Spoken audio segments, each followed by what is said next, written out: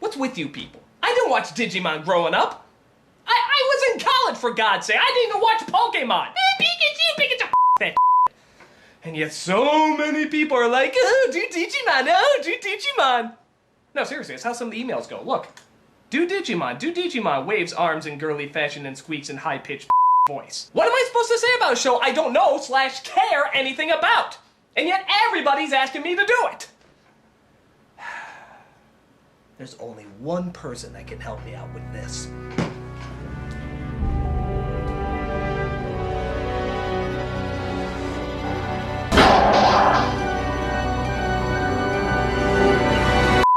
No clouds out! When the would that ever happen?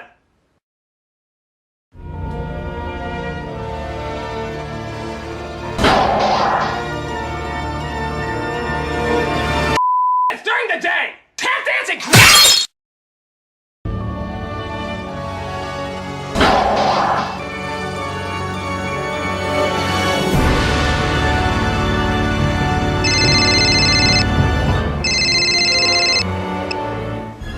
Time has come. Are we invading another micronation? What do you want?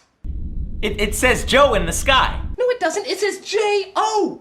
Yeah, that spells Joe. Do you have JesuOtaku's number? Yeah? Can you text it to me? Not until I get a Joe signal in the sky. I deserve a Joe signal, Critic. Oh, Cube, someday we'll rule this world together. We just need to fix your ears first. Hello? Hey, look outside. Yeah? You see that incredibly expensive spotlight being pointed in the sky? Yeah, I thought that was for Angry Joe, actually. I'm doing Digimon. You want to help or not? Oh, Critic, you can't come and do a show like Digimon and expect to properly represent it. You need to have grown up with it, seen a majority of the episodes, have a good connection to the fan community that you obviously don't have, so yeah, this is far out of your league, even with my help. Well, if that's the way it has to be, I mean... Now, the movie, on the other hand...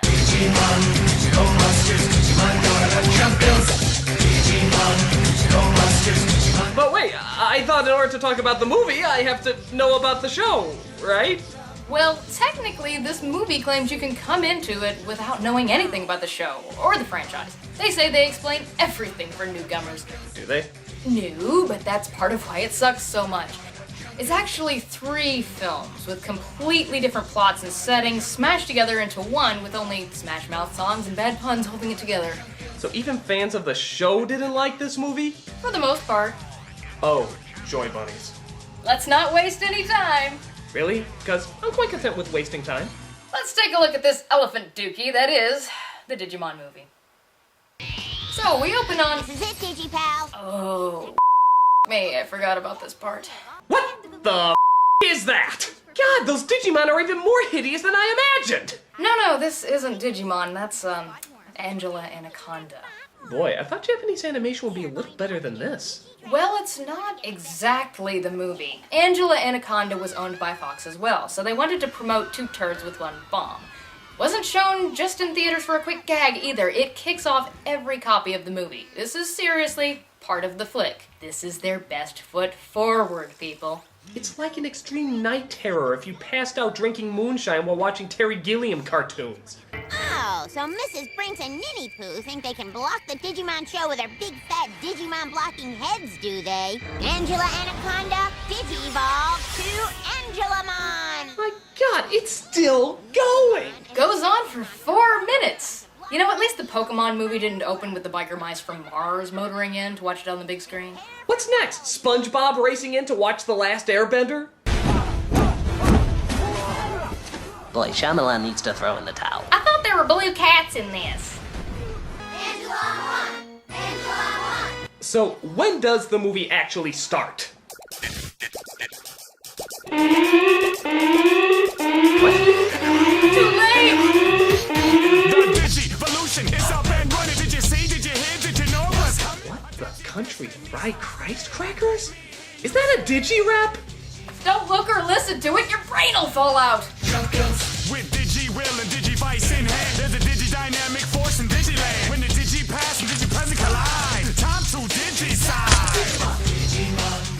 This is especially bad in how cheap and corporate pandering it is, even for a children's anime, and that's saying a lot. The Digi-Dudes will Digi-Rule with Digi-Ability and Digi-Tune. You know, I don't think the rapper from Friday here has said Digi enough times. Nah, stick Digi onto more words, it'll be funny. No, we know what we're doing, we're Fox producers. It's Digi-Forced and Digi-Contrived! No Digi-Brain cells will be left alive! There's no doubt about it, this is simply embarrassing. If only they could put a more dignified rap in there.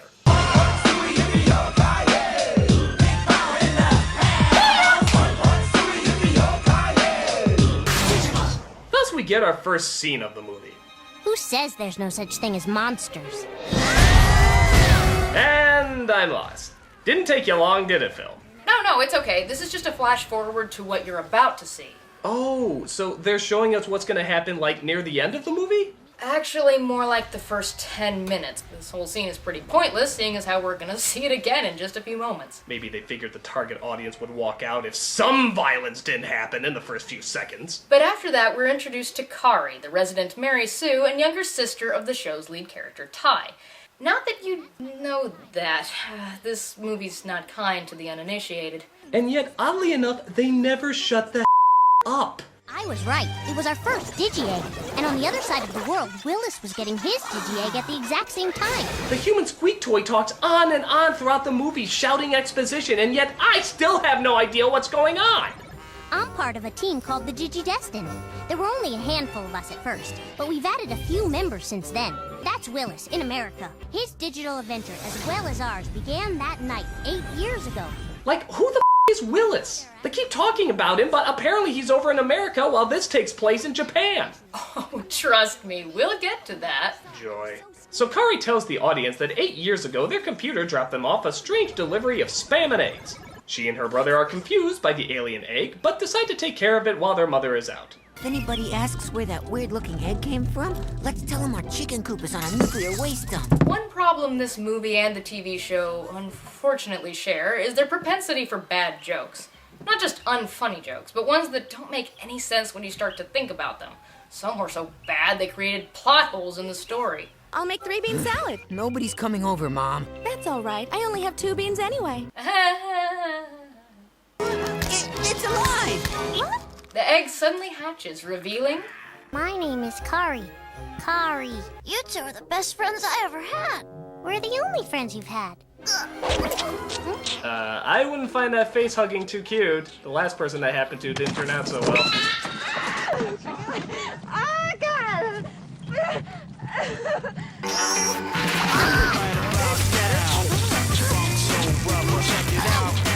Yeah, you may notice this movie has an eclectic soundtrack. Entirely inappropriate in every scene, but eclectic. I like to play late 90s bingo with it. Ooh, Fat Boy Slim! After several cutesy minutes with terrible jokes... It can't get any worse. It just got worse. An electrical storm blows through the city, causing everything to go haywire and the kid's Digimon friend to put on his serious business face. An entirely new face, in fact. You know that this Koromon isn't the one we became friends with later on. So he goes through the natural evolution from tiny bunny rabbit into... human-sized dinosaur. No. Well, let me explain. Digimon are supposed to be living packets of data, so the bigger the packet, like kilobytes, megabytes, gigabytes, etc., the bigger the monster, and they become stronger by eating, learning, and bonding with organic life forms, specifically human children. So it's a Tamagotchi? Yeah, a Tamagotchi that kicks My Gigapet never did that, I usually just let it die. This is why the show was awesome! Polly want a cracker? A really big cracker? And that's why this movie sucks. So Baloney the dinosaur dukes it out with a giant parrot that just seems to pop the out of nowhere, while the kids cower underneath it.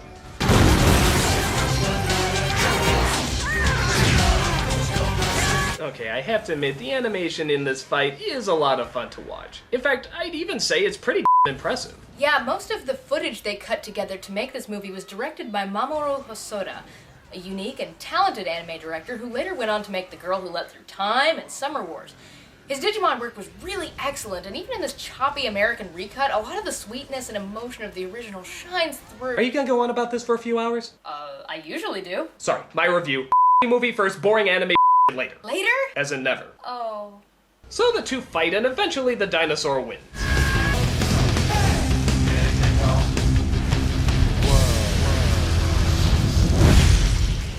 Now that's what I call a dead parrot. It was a while before we realized that those of us who saw what happened became the Digidestined. It was even longer before we found out that Willis met his Digimon that same night. Okay, they mention this Willis kid again, but he's not anywhere in the friggin' movie so far. Why do they keep bringing him up? Okay, remember when I said they used 3 different Digimon movies to make this one? Let me guess. He's not in the other 2 movies they used, is he? Yep, he's only in the last one, so to try and pretend they have a cohesive narrative, they just keep talking about him.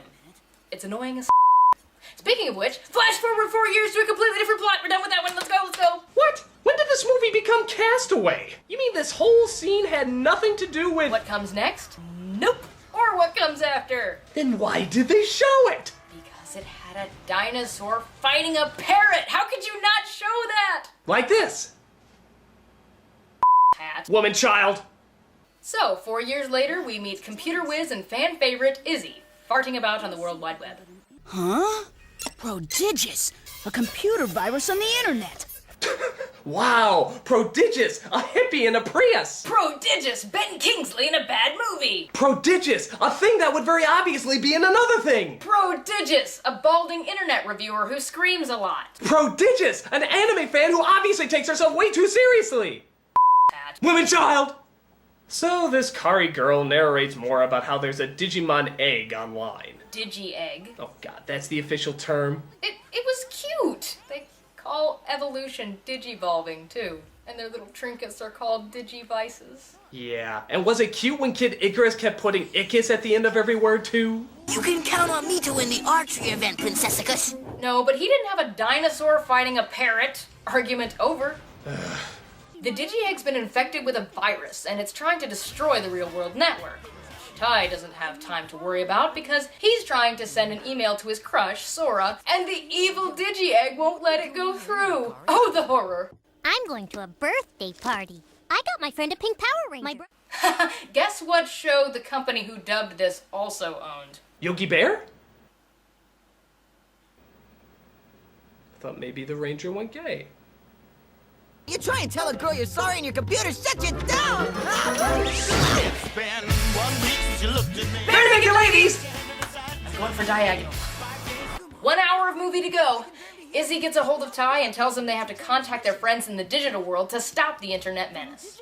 It's been a long time. Who else is there? You can collect them all in each McDonald's Happy Meal. Actually, I think Dairy Queen made the toys for this thing. You know this and you're not deeply ashamed? I never said I wasn't. The kids send their Digimon out to fight the virus, an orange dinosaur and an electric ladybug. And they pulverize it. But all they've done is made it an angry arachnid, who takes off to wipe out the electric devices of the real world. So they call the blonde kid, Matt, and his little brother, TK, it doesn't matter, I'm gonna forget him tomorrow anyway, who are on vacation to come back to the city and back him up. Less than Jake! Less than Jake! Less than Jake! All I need is Savage Garden and a theme from Titanic. Matt and TK send in their Digimon, but the baddie digivolves to his most powerful mega state, Diaboromon, which is totally supposed to be Diablomon, but in case it wasn't obvious, the folks who dubbed this movie are not terribly perceptive. Now they have a real fight on their hands. There's something wrong with me! What is it? I think it's your mother's recipes! I hate to tell you I told you so, but I told you so! Christ, there's more poop jokes in this movie than the Phantom Menace. Actually, this one's a plot point. Oh good, because I really wanted the diarrhea to play a big part in the story. With Izzy out of the room, Tai crashes the computer, like you do, cutting off his connection from the Digimon. Not a single call can get through! Huh? Hello, this is Ty. Hello, did you program me? It's Infomon. Can Spider-Man come out to play? Tai tries to get help from his friends, but most of them are already preoccupied. You got this postcard in the mail from Mimi. He's on vacation in Hawaii? Oh. I don't have a care in the world, and I'm wishing you were here! Never make that face again. Oh, cut away from that! Hi, Izzy. Welcome back. So, for a bunch of confusing exposition, or maybe not confusing, boring is a much better word, a whole bunch of is thrown at us about a Digimon cloning himself, taking over all the phone lines, operating all the computers of the world. And did I also mention he launches nuclear weapons on the side, too? We're not even halfway through this movie, and already they're throwing all this at us. How are you gonna top nuclear weapons about to destroy the world? Agreed. It would be a little better if they saved this for the climax of the film, but hey, it's got some good animation. It's a touch suspenseful. Oh yeah, there's so many characters I'm concerned about. Like this girl I don't know, or these kids I just met, and these two that do nothing but quote awkward puns. Oh yeah, I really want to know what happens to them. Oh, come on, you have to admit it's a little bit exciting. Exciting? It's almost a half an hour of people doing nothing but looking at their computer screen. That's really all that's going on. I mean, think about it. Is there anything more wasteful and useless than just looking at your computer screen for almost a half hour?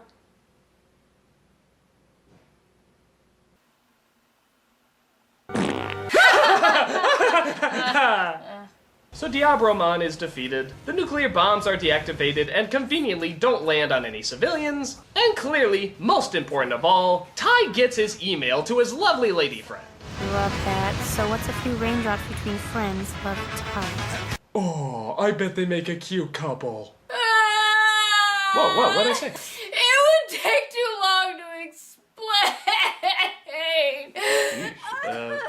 We better take a break here. We'll be back in a minute.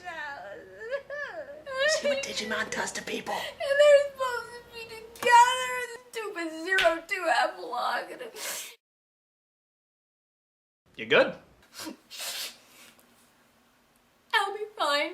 You weren't even wearing mascara. How is it running? I don't know. So, third story. Oh my god, 35 minutes to go. Why do you keep mentioning the time anyway? Well, that's one of the reasons this movie is so terrible. It has no arc, no connection between the three stories. You can pop on the movie at any point and have no idea if you're in the first act, or near the climax, or the resolution. Just It's a bunch of series of vignettes with no point. Well, one point, I guess. Make money for Fox Kids! Yoli and Poromon can match wits with the best of them, as well as tan lines. And there's Davis and Demi Vemon. Yeah, I know, Davis looks a lot like my brother Ty. We blame lazy character design for that. Ty and Kari are in New York because, well, really, if we can't stay in the same story for 5 minutes, why should we stay in the same location? And they come across Willis. Hey, he finally has a point in this movie! Well, kinda-ish. Kokomon, this has to stop!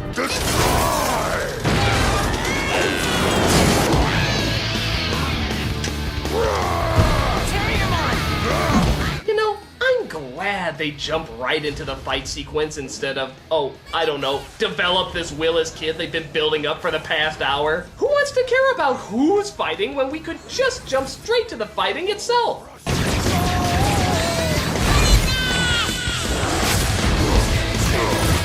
So the American Rabbit and the Muppet Minstrel Show have a little fight until the big one disappears. They call the other cast members down to Colorado, who, if you don't know the show, you have no idea who most of these kids are. Right, Critic? Is that the California kid from The Wizard? My point exactly.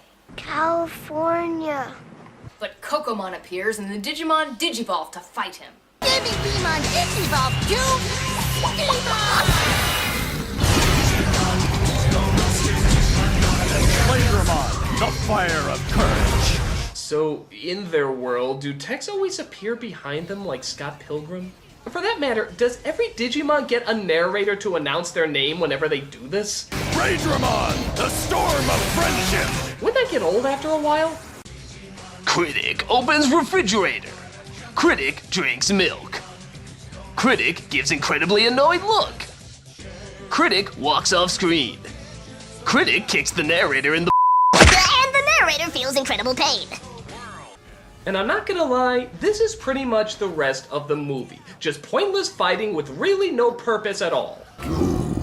Back to the beginning.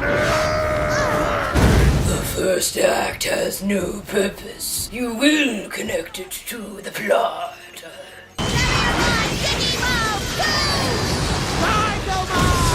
Even the Pokemon movie at least had a moral, and okay, it was then it made no sense, but at least it was trying to have a point. This all seems entirely useless. Oh, wait, I take it back. There's a quick backstory about where Kokomon came from, but it goes by so fast, you almost miss it. 8 years ago, a Digi-Egg came out of my computer, and it hatched into twin Digimon, Terriermon and Kokomon. I finally had someone to play with, my very own pets, and they talked too. It was the best. Before my Digi-Egg could hatch, it was attacked by a virus, and it mutated into Diaboromon. Yeah, the pacing in this movie is awful. That should have been like a big dramatic reveal if it took its time, develop some character, or at least slow down for a minute. But even the backstory seems half with the plot being so rushed and there being no time to have the audience absorb what's going on. It's sort of like a story as complicated as Harry Potter was being given the same treatment. Harry Potter had a family, but he didn't like them, but it's okay because he's going to a school where others like him, and there's magic, and he's magic too. But there's a bad teacher who it turns out isn't bad, but then it turns out he is bad, but then it turns out he isn't bad, maybe. There's also a bunch of bad kids and a bad guy with no nose, so they're really evil except for maybe they might be good, except for one student might be good. And there's also a teacher who might be good, might be evil, I'm not entirely sure, and then they all lived in 3 books pointlessly stretched out into 7 ever after. Actually, maybe that would be better. Even the emotional reactions are incredibly rushed. Look! What's the matter with you? That's the saddest story I ever heard. I'm the one with the problem, not you. Get over it. Okay. I didn't edit that! I swear to God, I did not edit that scene at all. That's really how it's played. That is the real pacing of that moment. Come on, Critic, be fair. I'm sure some emotional issues can be resolved that well. You just have to be mature and... Oh yeah? Get over that whole Ty and his lady friend thing. Alright, fine, then I will.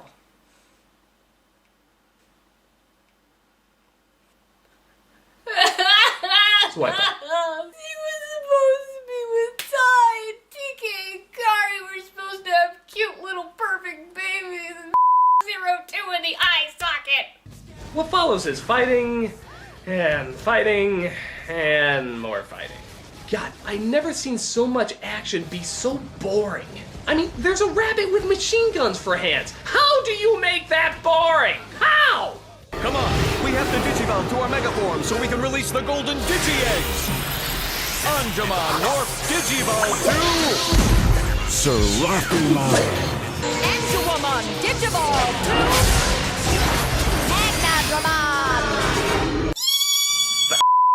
I'm sorry. I squeed. You squeed. You squeed for something in this movie. No, it's just like, okay, Patamon and Gatomon never achieved Mega Level in the show before, along with several other Digimon, but that's not important right now, and it's so rare to see, and they look so cool, and Cool? It's a Burger King Kids Club chess piece and a My Little Pony version of Falcor. Seraphimon, carry me away in your big man-angel arms. I wanna hug it. You need Digi-medication. But in an exciting, if not kind of confusing climax, Kokomon somehow takes them back in time. He can do that now? I'm not questioning it. To a point when the virus that affected him was at a weaker stage. So they use their Digi-powers to defeat the virus and Kokomon returns back to his normal form. I guess without the virus, Kokomon couldn't heal himself anymore. The battle was too much for him. Don't be sad, Willis. One thing you have to learn about Digimon, they never really die. As long as there's someone around to buy our we'll never disappear. Kokomon! Like I said, Willis learned about teamwork the hard way. He did? He also found out that Davis was right. Digimon never really die. Their information just gets reconfigured. Only sometimes they come back singing a different tune. Smash Mouth! Bingo! Yes! What did I win? The everlasting shame that you watched this movie.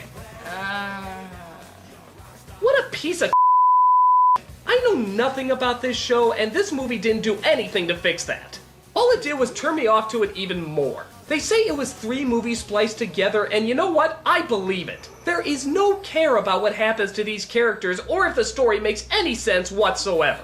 Let me make this clear. I love Digimon, flaws and corniness and all. There was a passion and sincerity to the TV series, even the English language version, that surpassed any expectations for a marketing vehicle that existed. The production team was told to promote toys, and they made a moving, charming, fun story that fans still remember fondly today. But this?